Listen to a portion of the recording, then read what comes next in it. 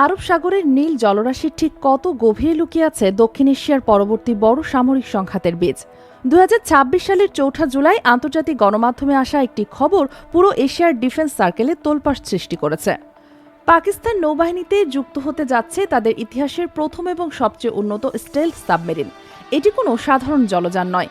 রাডারের চোখ ফাঁকি দিতে সক্ষম এই আন্ডার ওয়াটার কিলার কিভাবে ভারতের বিশাল নৌশক্তির অহংকারকে চ্যালেঞ্জ জানাচ্ছে, আজ আমরা বিশ্লেষণ করব কিভাবে এই একটিমাত্র সাবমেরিন বদলে দিতে চলেছে ভারত ও পাকিস্তানের মধ্যকার চিরবৈরী শক্তির সমীকরণ।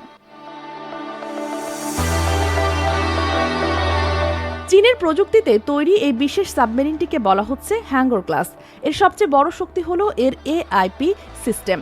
সাধারণ ডিজেল ইলেকট্রিক সাবমেরিনগুলোকে ব্যাটারি চার্জ করার জন্য বারবার পানির উপরে উঠে আসতে হয়, যা শত্রুর রাডারে ধরা পড়ার ঝুঁকি বাড়ায়। কিন্তু পাকিস্তানের এই নতুন স্টেলথ সাবমেরিন পানির নিচে একটানা কয়েক সপ্তাহ সম্পূর্ণ নিঃশব্দে লুকিয়ে থাকতে পারে। এর গায়ে থাকা বিশেষ অ্যান্টিসনিক কোটিং শত্রুর সোনার সিগন্যালকে শুষে নেয়। সহজ কথায়, আরব সাগরের তলদেশে এটি একটি অদৃশ্য ভূত, যা কখন কোথায় আঘাত করবে তা কেউ জানে না। কিন্তু কেন এই সাবমেরিন ভারতকে এতটা চিন্তায় ফেলে দিল?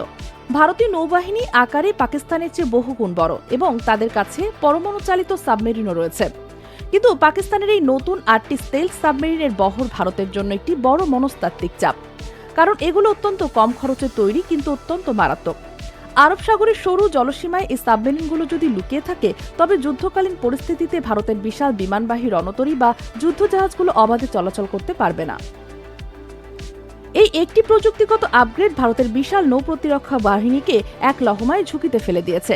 এটি শুধু পাকিস্তান আর ভারতের লড়াই নয়, এই সাবমেরিন প্রজেক্টের পেছনে সরকারি হাত আছে।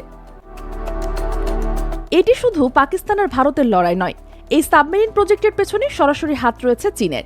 চীন যখন পাকিস্তানকে এই ধরনের অ্যাডভান্সড স্টেলথ টেকনোলজি দিচ্ছে, তখন ভারতের চারপাশে এক ধরনের আন্ডার ওয়াটার বা ঘেরাও তৈরি হচ্ছে। বিশ্লেষকরা মনে করছেন, আগামী দিনগুলোতে আরব সাগর এবং ভারত মহাসাগরের আধিপত্য বিস্তারের এই স্নায়ুযুদ্ধ আরও তীব্র হবে। আর এই যুদ্ধের মূল চালিকা শক্তি হয়ে উঠবে মাটির নিচের এই অদৃশ্য ইস্পাতের দানবগুলো। আপনার কি মনে হয়, পাকিস্তানের এই নতুন স্টেলথ সাবমেরিন কি আসলেই ভারতের নৌশক্তির ভারসাম্যকে ভেঙে দিতে পারবে, নাকি ভারত এর চেয়েও ভয়ঙ্কর কোনো প্রতিশোধক তৈরি করে রেখেছে? আপনার মতামত কমেন্ট বক্সে অবশ্যই জানান। সামরিক দুনিয়ার এমন এসব ইনসাইডার ও রোমাঞ্চকর ভূরাজনৈতিক বিশ্লেষণ নিয়মিত পেতে চ্যানেলটি এখনই সাবস্ক্রাইব করে রাখুন। ভিডিওটি ভালো লাগলে লাইক এবং বন্ধুদের সাথে শেয়ার করতে ভুলবেন না। দেখা হবে পরের ভিডিওতে। ধন্যবাদ।